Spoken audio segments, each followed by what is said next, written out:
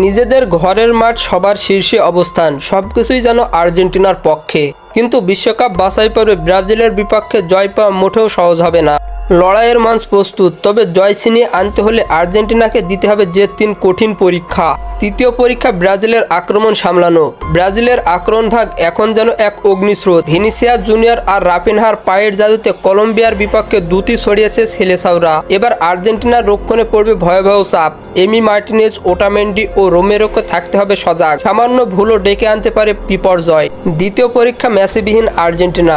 Lionel Messi নামটি শুধু একজন খেলোয়াড় নন, বরং আর্জেন্টিনার হৃদয় স্পন্দনের প্রতিচ্ছবি। আগের ম্যাচে তার শূন্যতা কিছুটা পূরণ করেছিলেন থিয়াগো আলমাদা ও হুলিয়ান আলভারেজ। তবে প্রতিটি ম্যাচেই তারা একই পারফরমেন্স দেখাতে পারবেন কি এখন নিশ্চয়তা নেই। মেসির অভাব এবারও অনুভব করবে আর্জেন্টিনা, আর সেটাই হতে পারে সবচেয়ে বড় দুর্বলতা। সবচেয়ে প্রথম পরীক্ষা অভিজ্ঞতার অভাব। বড় ম্যাচ মানেই অভিজ্ঞতার লড়াই। আর্জেন্টিনার স্কোয়াডে নেই অভিজ্ঞতা, এখন সীমিত।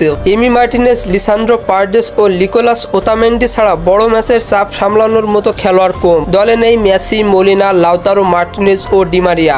অভিজ্ঞদের না থাকার অভাবটা দলকে ভোগাতে পারে এই ম্যাচে। তবে ফুটবল শুধু পরিসংখ্যানের খেলা নয়, এটি হৃদয়েরও লড়াই। আর্জেন্টিনার তরুণ তারকা নিজেদের উজাড় করে দিতে পারলে ব্রাজিলের বিপক্ষে এক মহাকাব্যিক জয় তুলে নিতে পারবে আলবিসেলেস্তেরা। এখন দেখার পালা এই কঠিন চ্যালেঞ্জে কে হাসবে শেষ হাসি। ফুটবলের সকল নিউজ এবং আপডেটস পেতে আমার চ্যানেলটি সাবস্ক্রাইব করে পাশেই থাকবেন। ধন্যবাদ সবাই।